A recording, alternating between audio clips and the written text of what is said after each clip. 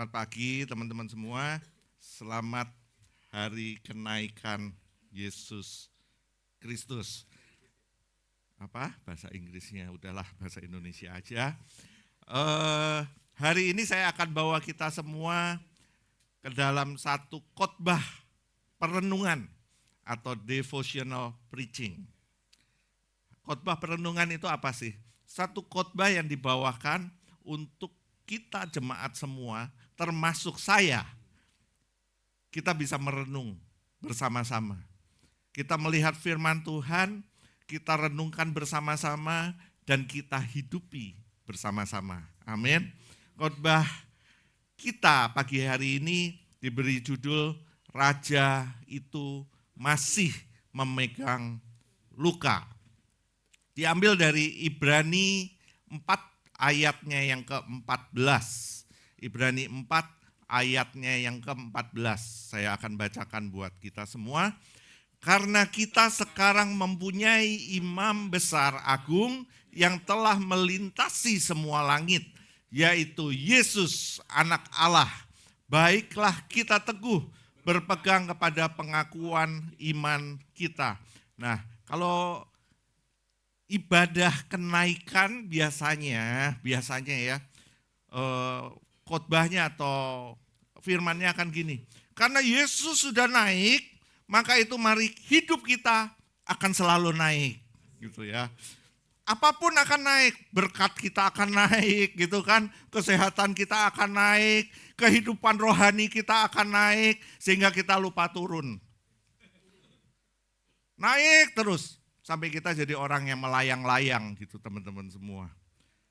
Nah, tapi hari ini saya pastikan saya nggak akan menyampaikan hal itu. Kalau teman-teman mau belajar tentang hal itu, ke gereja lain aja. Karena saya pastikan di sini tidak ada yang seperti itu, gitu kan. Nah kalau kita balik lagi, kita akan belajar apa sih, karena kita sekarang mempunyai imam besar agung yang telah melintasi semua langit, yaitu Yesus anak Allah. Baiklah kita teguh berpegang pada pengakuan iman kita. Nah, imam besar agung, apa sih imam besar agung? Imam besar agung itu dalam tradisi Yahudi, imam besar adalah satu-satunya orang yang boleh masuk ke tempat Maha Kudus untuk mempersembahkan korban penebus dosa bagi seluruh umat. Jadi waktu itu ya, tradisi Yahudi untuk masuk ke dalam ruang Maha Kudus itu nggak bisa sembarangan orang, nggak bisa mungkin orang-orang seperti kita yang ada di tempat ini, yang bisa masuk itu hanya imam besar. Karena kalau bukan imam besar, dipastikan akan mati. Nah, imam besar ini dia membawa korban penebus salah. Korban penebus salahnya itu apa? Biasanya itu berupa domba, kambing atau domba. Maka itu sampai hari ini saudara-saudara kita juga masih banyak yang memperingati hari raya korban. Nah, yang bisa masuk ke ruang Maha Kudus ini hanya imam besar.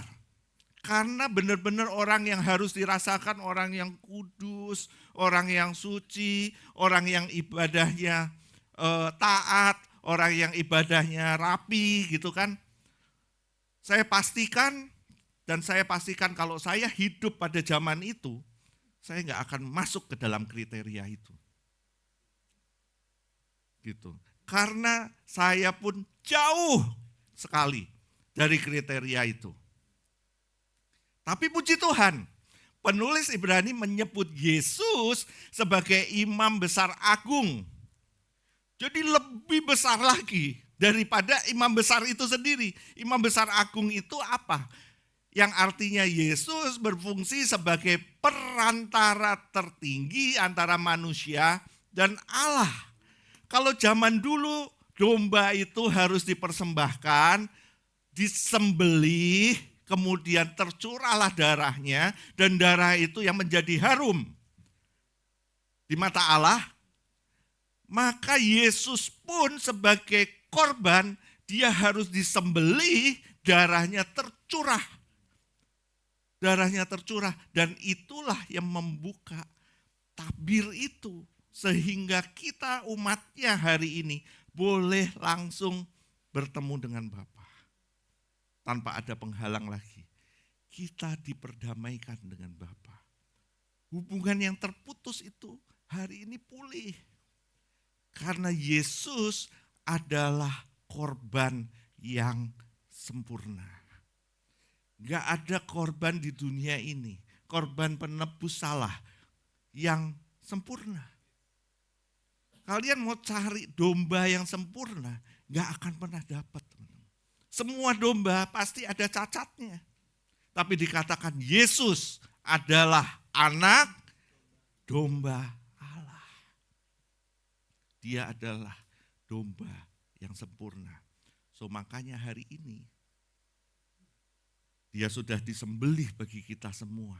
Dia adalah korban yang sempurna. Maka itu hari ini kita udah nggak perlu lagi mempersembahkan domba-domba itu.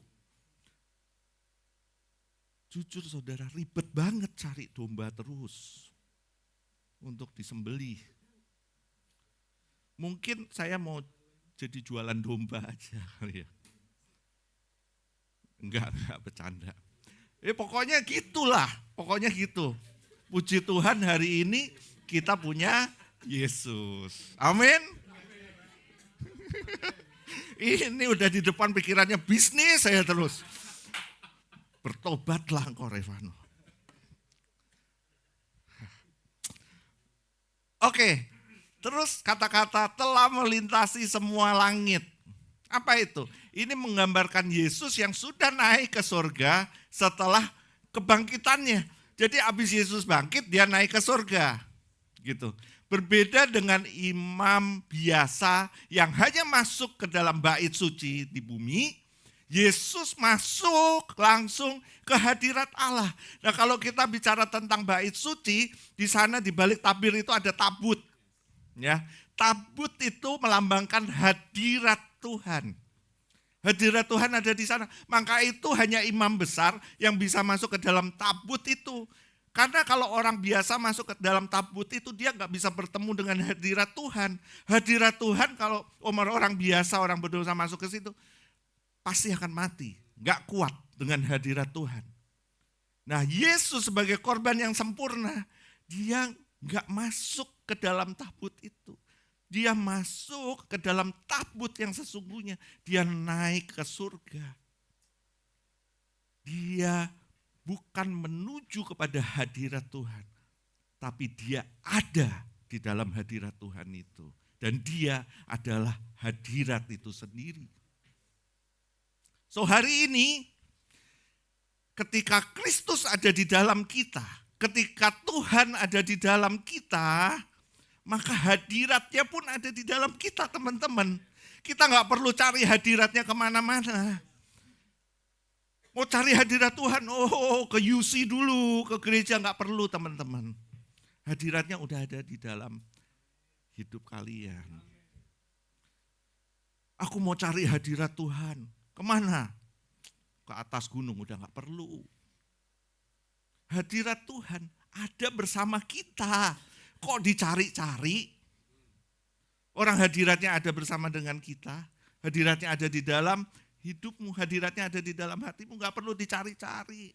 Ada lagi WL yang bilang, ayo kita masuk ke dalam hadirat Tuhan. Lebih dalam lagi gitu kan. Ada yang ngomong gitu. Udah lebih dalam, kita masuk lebih dalam lagi. Lama-lama keluar.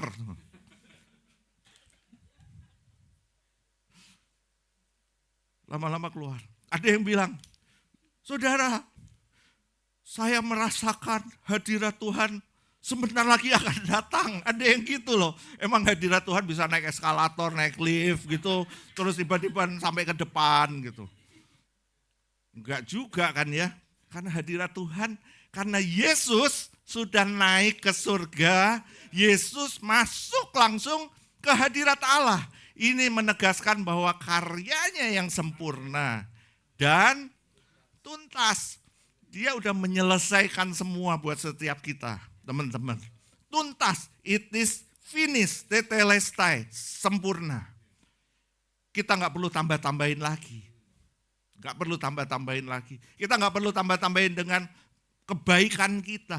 Kita nggak perlu tambah-tambahin dengan apa? Pengorbanan kita. Ceritanya kita mau berkorban buat Tuhan gitu kan. Lewat pelayanan kita. Saya mau kasih tahu, Tuhan nggak butuh pelayanan kita, teman-teman. Tuhan nggak butuh kita bayar harga lagi buat Tuhan. Nggak butuh. Dia udah bayar lunas. Nggak nyicil. Nggak butuh kita nyicil. Dia udah bayar buat setiap kita. Saya mau katakan, dia nggak butuh pelayanan kita.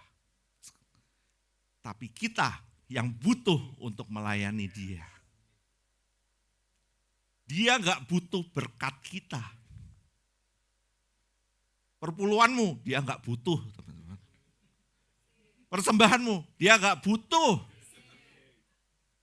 Dia lebih kaya. Dia pemilik segalanya. Dia nggak butuh. Tapi kita yang butuh memberi. Kita yang butuh memberi.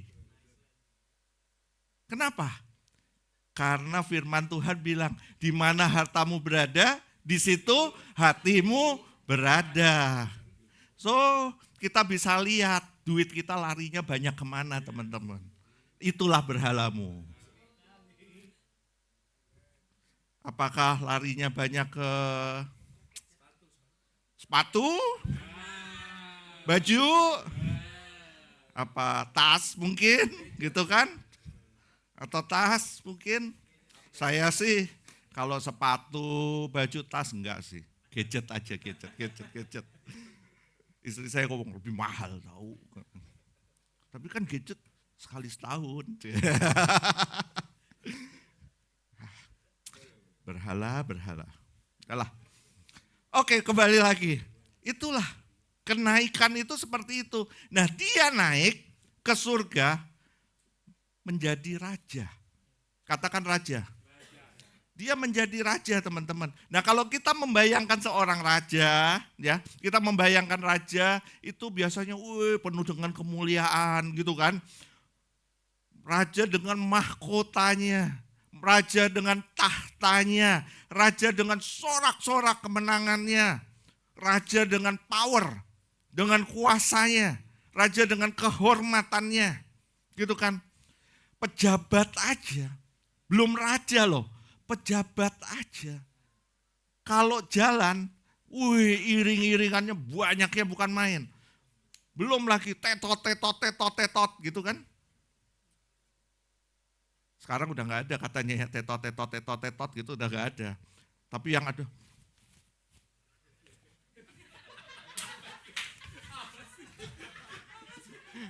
Maksudnya, lu minggir.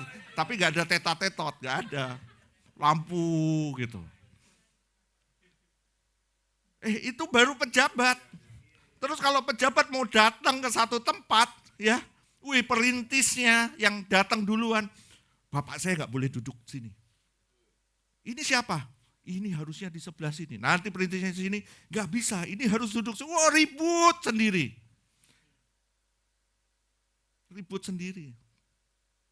Belum lagi waktu datang pengawalnya banyaknya bukan main.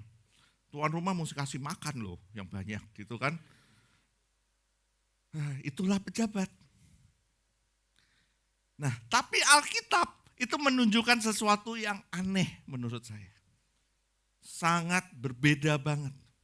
Waktu Yesus naik ke surga, Yesus gak membuang lukanya. Lukanya itu tetap masih ada. Dia naik ke surga, Yesus membawa lukanya.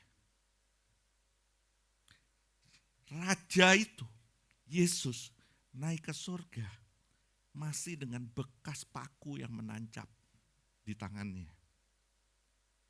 Dia duduk dikatakan di sebelah kanan Bapa, tapi tangannya masih berlubang. Kenapa?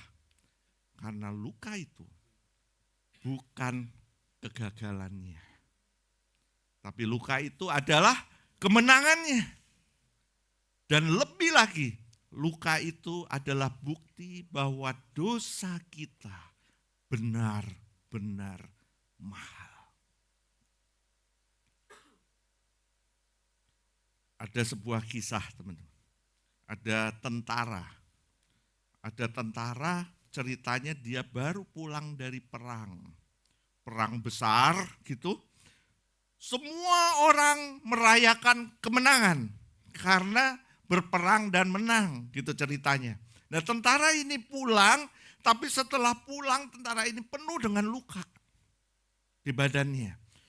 Mungkin kena peluru, ngerempet peluru mungkin waktu dia masuk ke hutan, badannya tersangkut dahan atau apa, saya nggak ngerti. Pokoknya penuh dengan luka.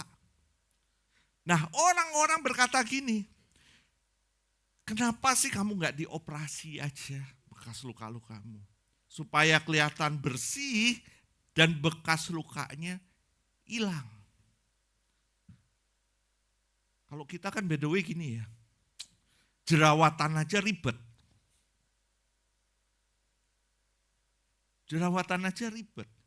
Nyari obat jerawat paling bagus apa ya? Terus zaman sekarang tuh ada yang kayak apa? Plester tuh, stiker, pad, tempelin, jebret gitu.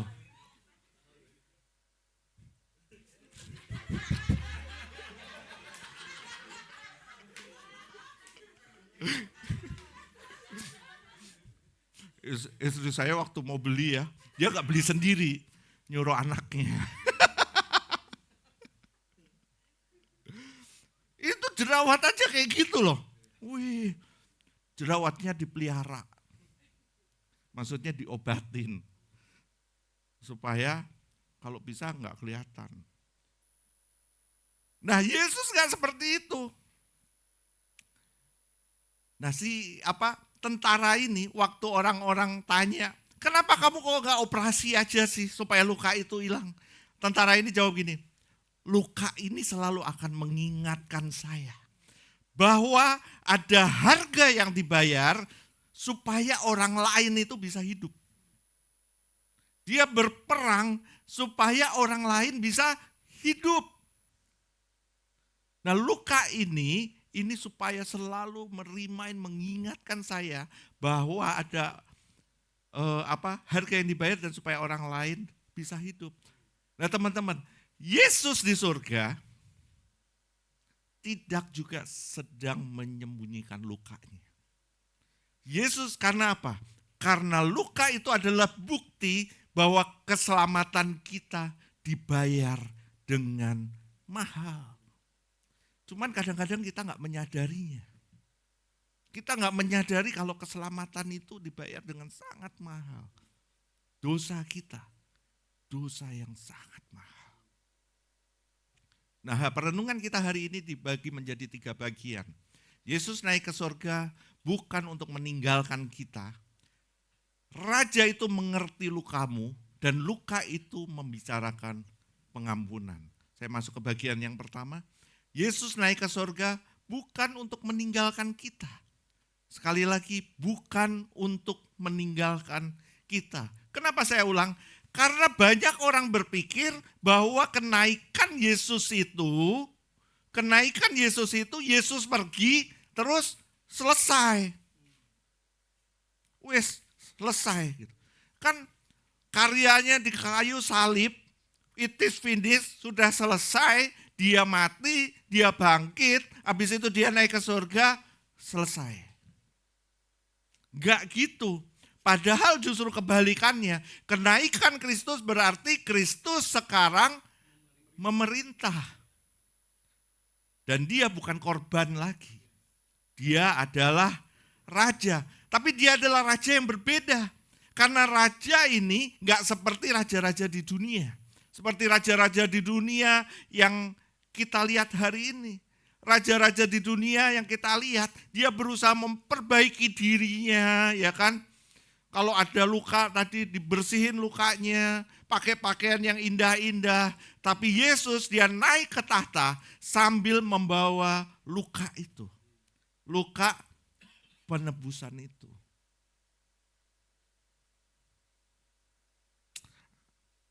Waktu Yesus di dunia ada satu muridnya, Thomas. Nah, cerita Thomas itu udah sangat terkenal. Waktu Yesus datang, Thomas gak percaya. Thomas bilang gini, sebelum aku mencucukkan tanganku itu ke lubang bekas paku itu, aku tidak akan percaya. Thomas bilang seperti itu. Nah, kalimat ini bukan keluar dari orang yang gak pernah ikut Yesus. Dia adalah orang yang selalu bersama-sama dengan Yesus. Dia adalah orang terdekat Yesus. Dia adalah murid Yesus yang terdekat. Tapi kenapa dia gak percaya? Sebenarnya karena dia terlalu hancur hari itu untuk berharap lagi. Kadang orang itu sulit percaya karena dia pernah berharap begitu besar sama Tuhan, ya. Berharap begitu besar sama Tuhan, tapi semuanya menjadi runtuh seketika karena harapannya itu enggak menjadi kenyataan. Kalau kita belajar minggu lalu, dia sudah berdoa begitu rupa ke Tuhan, memberikan proposal doanya kepada Tuhan, dan seakan-akan semuanya jadi runtuh karena Tuhan tidak menjawab doanya. Padahal kita belajar juga, Tuhan tidak pernah tidak menjawab doa kita. Dia selalu menjawab doa kita. Tapi apakah doa kita ini sesuai dengan kehendaknya? Itulah pertanyaannya. Apakah harapan kita ini sesuai dengan kehendaknya? Inilah pertanyaannya. Karena sekali kehendak kita ini gak sesuai dengan kehendaknya. Harapan kita gak sesuai dengan harapannya. Seperti doa Yesus di Getsemani. Bapa, biarlah cawan ini berlalu daripadaku. Itu harapannya. Tapi Yesus bilang, tapi biarlah kehendakmu yang jadi dan bukan kehendakku. Nah, mungkin saat itu Thomas masih ingat suara palu yang yang mengenai tangan Yesus itu. Dia masih ingat ketika darah itu keluar dari tubuh gurunya. Dia masih juga teringat bagaimana Yesus yang katanya Mesias hari itu ternyata mati telanjang di atas kayu salib. Pemikiran dia, Mesias adalah orang yang kuat. Mesias adalah orang yang gagah perkasa. Mesias adalah orang di atas raja itu. Harapannya gurunya adalah Mesias. Tapi ternyata gurunya mati telanjang di atas kayu salib. Dia gak percaya. Sampai Yesus datang sendiri. Dan ini yang menyentuh hati saya. Yesus yang udah bangkit, ternyata masih memiliki luka. Yesus yang dengan tubuh kemuliaan itu, tapi lambungnya itu masih ada tikamannya. Dan pertanyaannya, kenapa? Kenapa Yesus gak menghapus luka itu? Dikatakan bukankah Yesus sudah menang? Dikatakan bukankah maut sudah dikalahkan? Dikatakan bukankah dia sudah mulia? Tapi kenapa luka itu masih ada? Jawabannya karena surga sendiri tidak pernah malu akan aib salib itu. Surga tidak pernah malu dengan salib. Dan luka itu bukan aib buat Yesus, tapi itu adalah kemuliaannya. Luka itu adalah kemuliaannya. Tapi ironisnya gini, seringkali kita yang malu atas salib. Iya atau iya? Kita yang malu. Salib itu bicara tentang penderitaan. kita malu dengan penderitaan yang kita alami hari ini. Kita katakan, apa kata orang nanti? Kita takut hidup susah.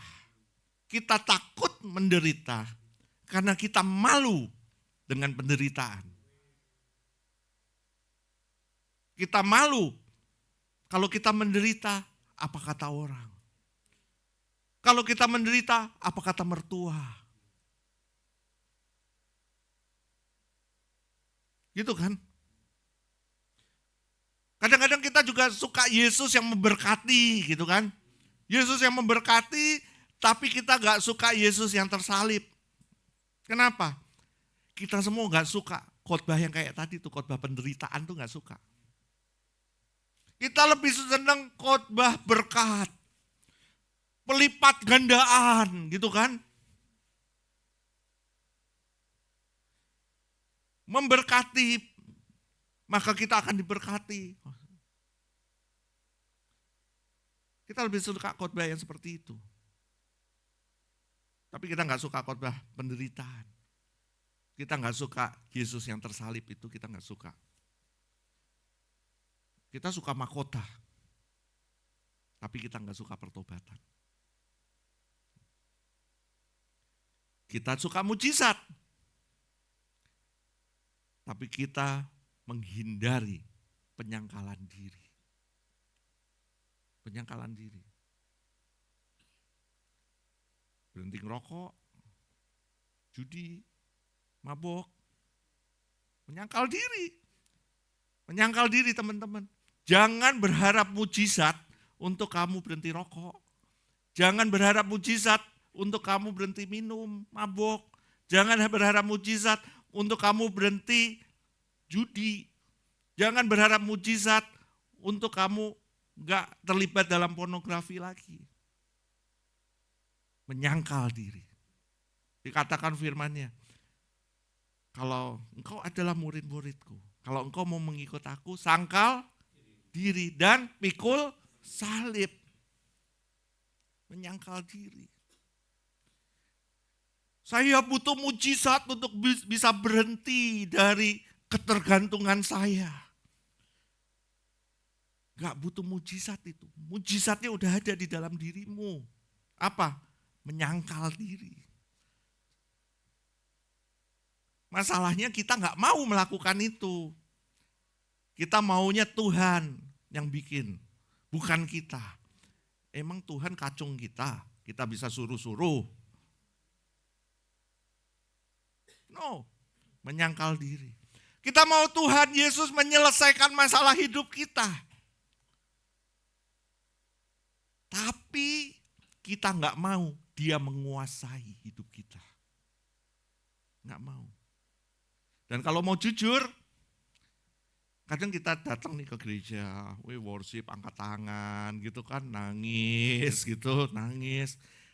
Tapi waktu pulang, kita masih memeluk dosa yang sama.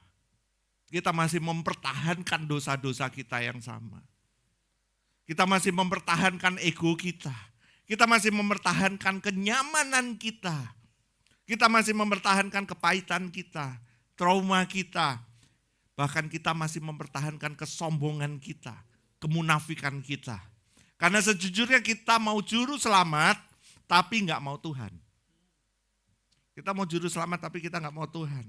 Nah, salib itu tuh sangat mengganggu kita sebenarnya. Kenapa? Karena salib berkata dosamu lebih serius daripada yang kamu kira. Dan salib berkata juga, kamu nggak bisa menyelamatkan dirimu sendiri. Gak bisa.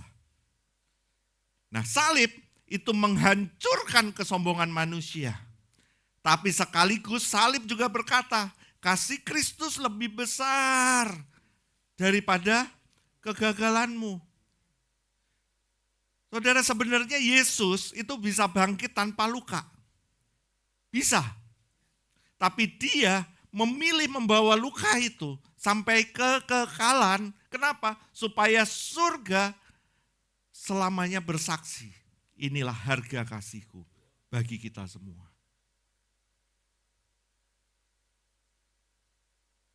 inilah harga kasihku buat kita semua. Amin.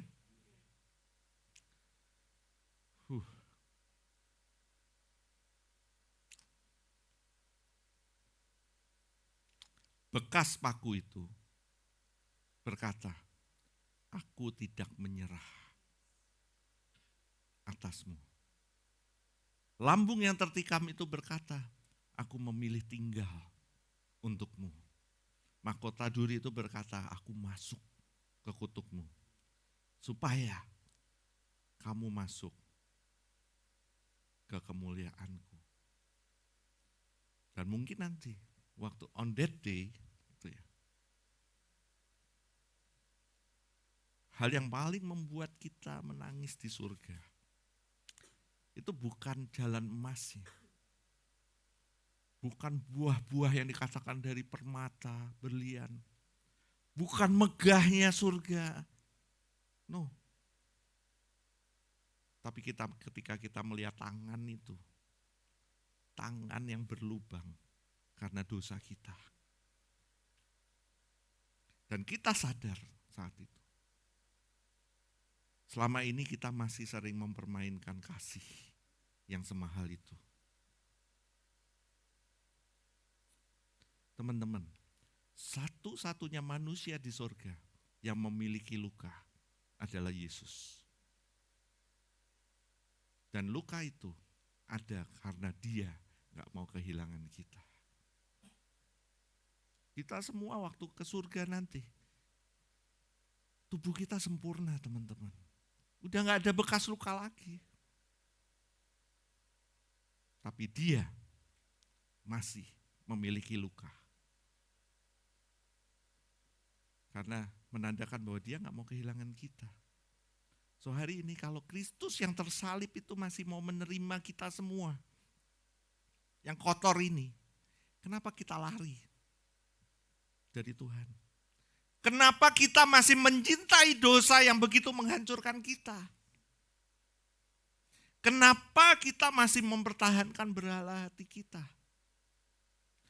Hari ini, Raja yang memegang luka itu memanggil kita, sedang memanggil kita. Datanglah, berhenti pura-puralah, berhenti larilah, pulang. Pulang teman-teman, pulang. Nah hari ini di Jakarta, hari ini itu penuh dengan orang capek, penuh dengan orang yang lelah. Bukan karena lelah kerja, bukan karena kerja aja. Tapi lelah menjadi seseorang yang sebenarnya bukan dirinya sendiri. Saya jujur, beberapa tahun yang lalu, karena semua utang piutang, karena semua kejadian-kejadian yang pernah menimpa saya, teman-teman sudah pernah dengar kesaksian saya mungkin beberapa. Dan hari itu saya nggak bisa jadi diri saya sendiri. Kenapa? Karena saya merasa bahwa kalau malam itu saya happy. Karena nggak ada yang ngejar-ngejar saya. Tapi dari pagi sampai sore stres.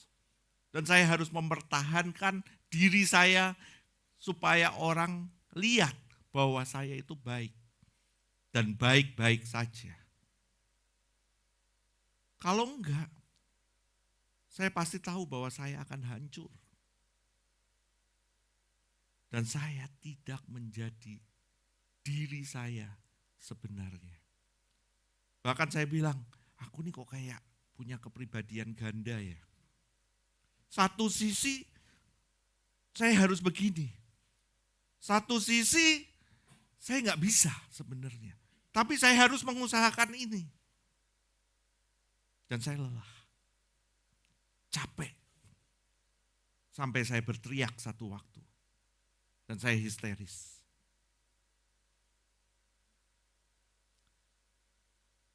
Lelah untuk pura-pura kuat. Lelah untuk pura-pura bahagia. lelah untuk menjaga image, lelah juga untuk harus terlihat berhasil terus-menerus. Karena dunia ini selalu mengajarkan gini, kalau kamu nggak kelihatan hebat, kamu tuh nggak berharga. Makanya banyak orang hari ini itu akhirnya hidup untuk pencitraan. Senyum di Instagram gitu kan, padahal di kamar nangis sendirian. Kelihatannya rame, banyak teman-teman.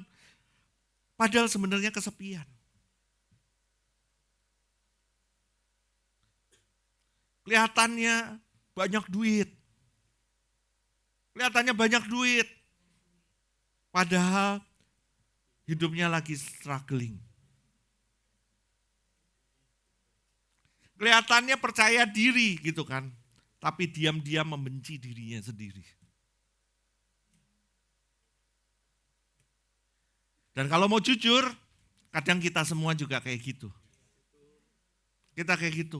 Kita sibuk kerja terus, nggak berhenti, sampai kadang sakit, gitu kan. Bukan karena panggilan, tapi karena takut merasa gagal. Bukan karena panggilan. Kita masuk ke relationship yang toksik. Bukan karena itu sehat, tapi karena kita nggak tahan sendirian. Terus kita scrolling, terus cari hiburan, terus cari keramaian. Karena hati kita takut sendirian, hati kita takut sunyi. Dan akhirnya banyak orang akan mulai mencari yang namanya pelarian. Dan kita berpikir, masalahku ini cuma mental doang sih sebenarnya. Masalahku ini cuma trauma doang sebenarnya. Masalahku ini cuma kesepian. Tapi sebenarnya Alkitab, Injil berkata lebih dalam dari itu. Lebih dalam. Kenapa? Dikatakan masalah terbesar manusia itu bukan luka emosional kita. Tapi hati yang terpisah dari Allah. Hati yang terpisah dari Allah. Itulah masalah terbesar manusia. Maka itu kita lebih senang mempertahankan ego kita. Kita lebih senang mempertahankan berhala kita, berhala hati kita. Kenapa? Karena masalah itu hati yang terpisah dari Allah. Sehingga khotbah minggu lalu berkata kita bersembunyi dari Tuhan. Kita bersembunyi. Padahal Dia selalu ada bersama-sama dengan kita. Kita bersembunyi dari Dia, tapi Dia gak pernah bersembunyi dari kita. Tapi kitalah yang menyembunyikan diri kita. Kitalah yang kabur dari Dia. Kitalah yang pergi dari Dia. Kita yang bersembunyi. Seakan-akan waktu kita bikin dosa, Dia gak ada di sana. Siapa bilang? Waktu kita bikin dosa, waktu kita jatuh, Dia tetap ada di sana. Dan Dia melihat kita. Dan Dia berkata, anak-anakku, aku tetap mengasihimu. Aku tetap mencintaimu. Aku tetap mengasihimu. Dan aku buktikan dengan semua luka di atas kayu salib itu. Karena dosa bukan cuma soal apa yang kita lakukan. Tapi siapa yang kita jadikan sumber hidup kita selain Tuhan. Itulah dosa.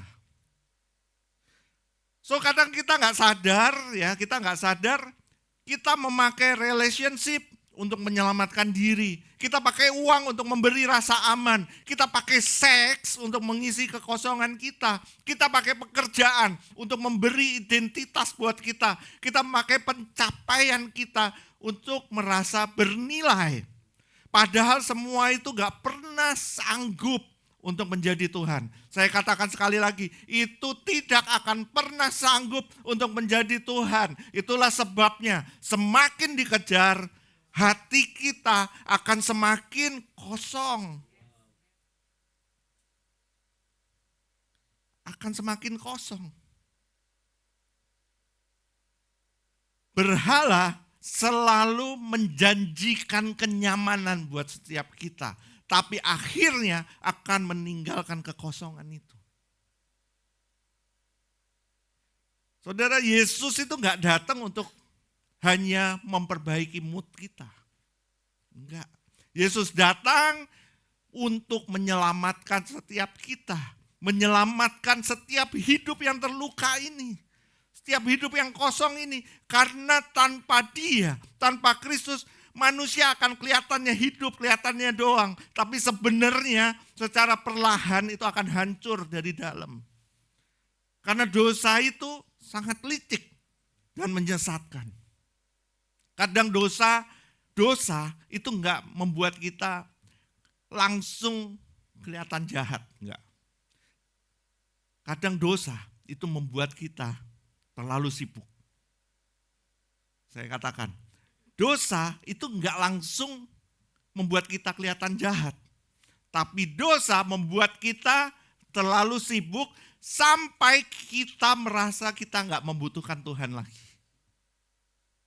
Sibuk dengan apa? Mungkin sibuk dengan keluargamu, mungkin sibuk dengan pekerjaanmu, mungkin sibuk dengan relasimu, teman-temanmu, sosial mediamu, pekerjaanmu, uangmu, pelayananmu. Dan kadang dosa hanya membuat kita terlalu nyaman. Sampai kita enggak lapar lagi akan yang namanya kekudusan. Kadang dosa juga membuat kita takut kehilangan image kita. Lebih takut kehilangan image daripada kehilangan hadirat Tuhan. So, mungkin hari ini banyak yang capek. Capek untuk kuat, jadi kuat terus. Capek untuk pura-pura baik. Capek untuk nyembunyiin dosa. Capek untuk kelihatan rohani. Capek untuk semuanya. Tapi hati kita jauh dari Tuhan. Kabar baiknya Injil adalah Kristus gak menunggu kita baik dulu. Kristus gak menunggu kita jadi rapi hidupnya dulu baru datang. Enggak. Dia datang justru untuk orang-orang yang hancur seperti kita. Dia datang untuk orang yang kecanduan. Dia datang untuk orang yang malu dengan dosanya. Dia datang untuk orang yang penuh dengan luka, yang gagal terus. Dia datang untuk orang yang terus-terusan jatuh bangun. Karena salib bukan tempat orang yang hebat untuk dipuji. Salib adalah tempat orang berdosa diselamatkan. Yesus tidak mati untuk versi palsu dirimu. Dia mati untuk dirimu yang paling rusak. Yang bahkan kamu sendiri takut orang lain lihat.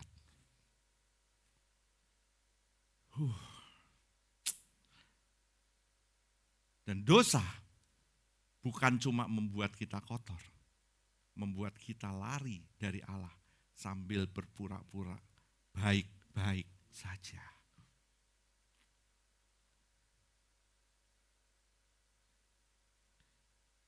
Gimana kamu hari ini? Baik. Gimana kerjaanmu? Baik. Gimana keluargamu? Baik, good. Kok God is good? All the time. All the time God is good. Benar. Tapi apakah benar seperti itu?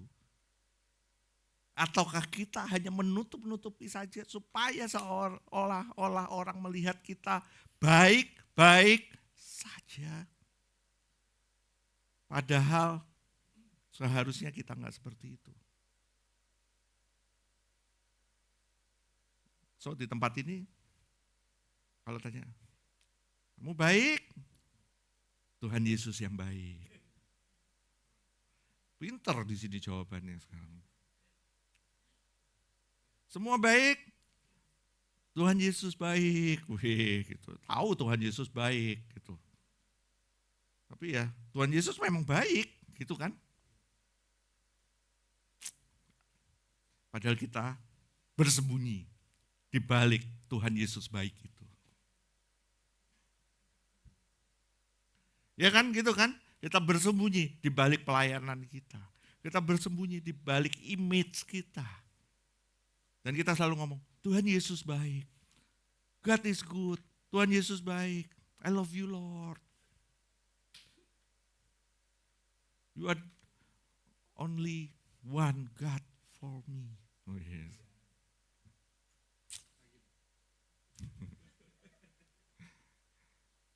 Gitu kan. Tapi kita berlindung di balik itu. Sesungguhnya kita lagi sembunyi. Amin. Kita masuk bagian kedua. Raja itu mengerti lukamu. Kita udah bahas tadi sedemikian rupa, ya. Dikatakan di dalam Ibrani 4 ayat yang ke-15. Sebab imam besar yang kita punya bukanlah imam besar yang tidak dapat turut merasakan kelemahan kita. Dan inilah yang luar biasa. Yesus di surga bukan seperti raja-raja di dunia ini, yang raja yang seakan-akan, gue tahu rakyat gue seperti apa. Raja yang memerintah hanya untuk kepentingannya sendiri. Enggak. Yesus di surga bukan sebagai raja yang dingin. Enggak. Tapi dia tahu rasanya ditolak itu seperti apa. Yesus tahu rasanya dihianati itu seperti apa. Yesus tahu rasanya ditinggalkan oleh orang-orang yang paling kita cintai itu seperti apa. Yesus tahu rasanya difitnah sama orang-orang terdekat kita itu seperti apa. Yesus tahu rasanya disakiti itu seperti apa. Yesus tahu. Dan Yesus gak hanya datang untuk mengerti luka kita. Tapi dia datang untuk masuk ke dalam luka itu. Dia gak cuma mengerti aja, tapi dia datang masuk ke dalam luka itu. Dan dia gak cuma berdiri dari jauh, terus ngomong gini, aku ngerti kok perasaanmu. Aku ngerti kok lukamu. Aku ngerti kok masalahmu. Gak, dia gak seperti itu. Tapi dia turun sendiri. Dia turun sendiri. Dan dia masuk ke dalam penderitaan manusia itu. So, Yesus datang gak hanya untuk merasakan sakit. Yesus datang untuk menanggung hukuman dosamu. Dan sekarang, karena dia pernah terluka, maka hari ini dia bisa memeluk orang-orang yang terluka itu. Karena dia pernah ditolak, maka hari ini dia bisa menerima semua orang yang merasa gagal. Karena dia pernah disalib, maka hari ini dia bisa mengampuni pendosa, bahkan yang paling hancur sekalipun. So, kebangkitan Kristus berarti luka tidak lagi punya kata terakhir. Banyak orang hidup seolah-olah luka mereka adalah identitas mereka, benar gak? Trauma, aku gagal, aku rusak, aku udah terlalu jatuh. Tapi kebangkitan Yesus berkata gini, no, enggak, dosamu besar, tapi kasih karuniaku itu lebih besar. Dengar baik-baik. Kristus yang bangkit enggak jijik terhadap orang yang hancur. Sekali lagi, Kristus yang bangkit enggak jijik terhadap orang yang hancur. Justru dia datang mendekat kepada Thomas yang ragu tadi, bahkan kepada Petrus yang gagal menempati janjinya, dan kepada murid-muridnya yang ketakutan lari gak tahu kemana semua ketika Yesus disalib. Dan Yesus yang bangkit itu masih berkata, damai sejahtera bagimu. Damai sejahtera kuberikan untukmu. Bagian ketiga, luka itu membicarakan pengampunan. So hari ini, surga hari ini masih ada tangan yang berlubang itu, seperti yang tadi saya katakan. Dan luka itu sedang berkata, utangmu sudah dibayar, lunas. Enggak nyicil, enggak diabaikan, enggak ditunda, tapi dibayar lunas. Dan Kristus menebus hidup kita dengan menanggung hukuman dosa kita. Bayangin gini, ada narapidana, ya, narapidana yang menunggu di hukuman mati. Tapi tiba-tiba hakimnya bilang, turun dari kursinya dan bilang gini, biar aku aja yang menggantikan menjalani hukumanmu. Dunia ini gak ada orang seperti itu. Kalau bisa, orang yang gak salah di dunia ini dijadiin salah dan dihukum seberat-beratnya. Tapi hakim itu bilang, aku akan menjalani hukuman itu. Dan itu gak masuk akal. Gak masuk akal. Tapi itulah Injil. So di agama lain, manusia berusaha naik mencari Allah. Dengan semua yang dia lakukan. Dia berusaha naik untuk menggapai Allah. Tapi di Injil, kebalikannya. Justru Allah yang turun mencari manusia berdosa.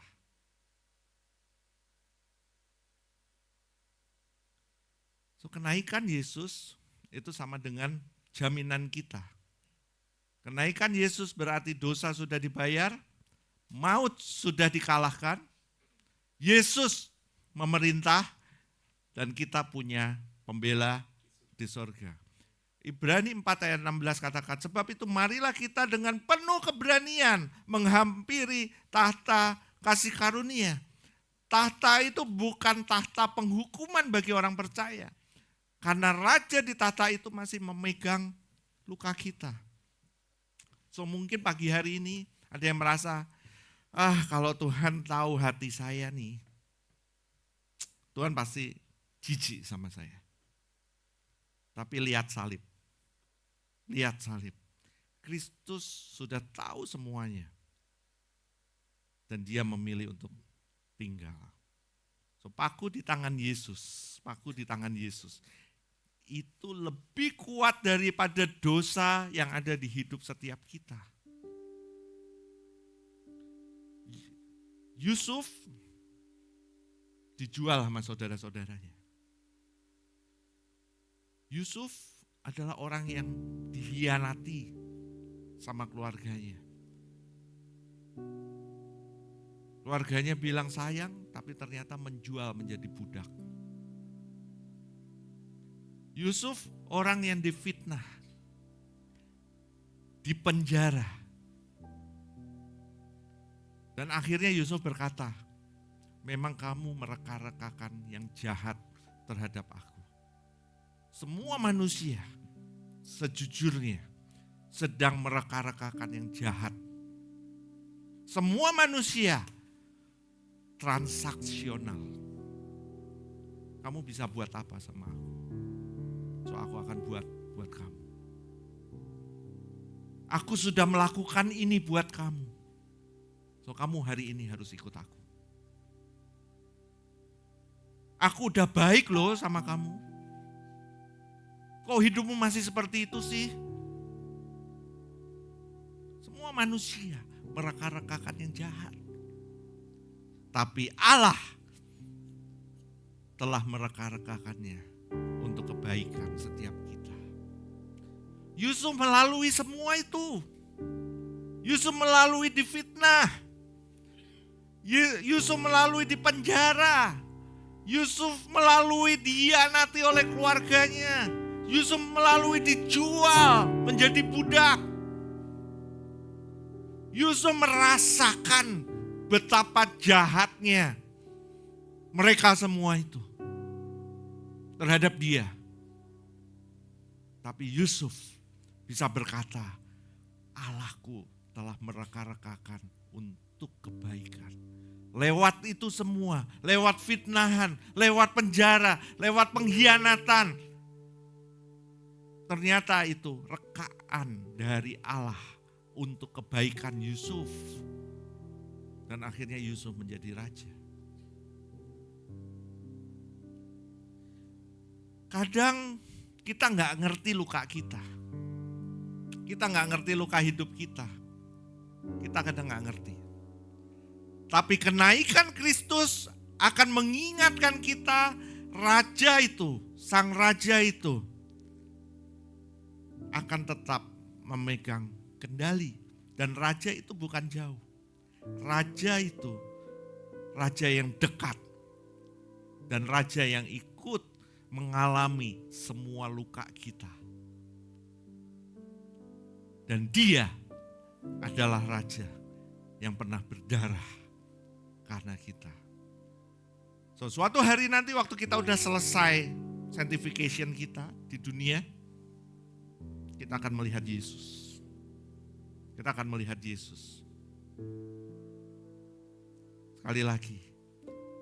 Dan kemungkinan besar, hal pertama yang membuat kita menangis bukan mahkotanya, tapi lukanya. Dia dimahkotai oleh lukanya itu sendiri.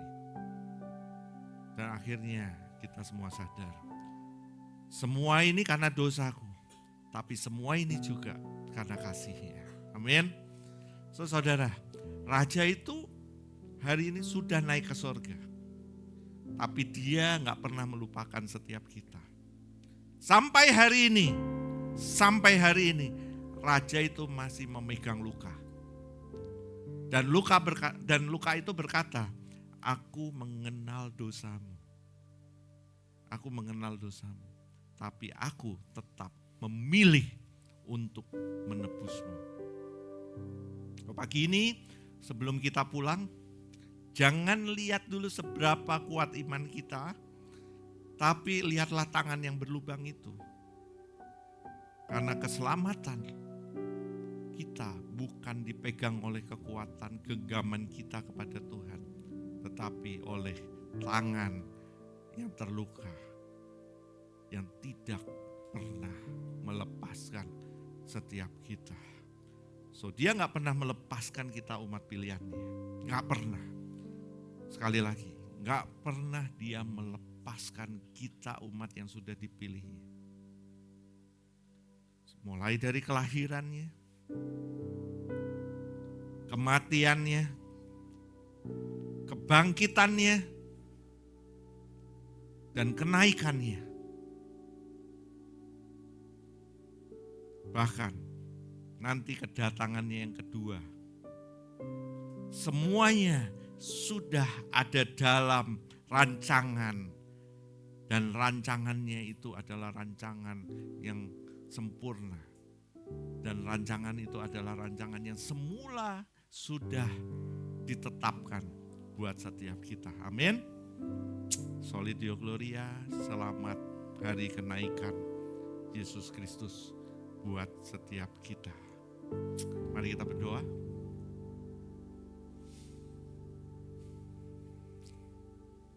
Terima kasih Tuhan kalau Engkau sudah boleh naik ke surga. Dan sudah boleh menjadi raja buat setiap kita. Engkau di surga memerintah. Engkau di surga menjadi pembela setiap kita orang yang berdosa ini. Dan terima kasih kalau Engkau masih membawa luka itu. Terima kasih Tuhan. Terima kasih untuk perjalanan pertobatan setiap kami juga. Terima kasih Tuhan untuk kelahiran-Mu. Terima kasih untuk kematian-Mu Tuhan. Terima kasih untuk kebangkitan-Mu. Terima kasih juga untuk kenaikan-Mu yang kami peringati hari ini. Dan kami gak akan memperingati cuma hari ini. Kami akan memperingatinya setiap waktu hidup kami. Dan kami menyadari bahwa Engkau sudah bangkit dan Engkau sudah naik. Terima kasih Tuhan. Karena lewat ini semua, lewat kelahiran, kematian, kebangkitan, dan kenaikan-Mu ini Tuhan. Bahkan sampai nanti Engkau datang yang kedua kalinya untuk menjemput setiap kami. Satu hal, kami mendapatkan kepastian atas hidup kami. Kami mendapatkan kepastian akan keselamatan itu. Kami mendapatkan kepastian akan sesuatu yang kami rasa gak pasti. Tapi itu semua menjadi jawaban kami. Dan kami mendapatkan kepastian itu. Terima kasih Tuhan. Terima kasih.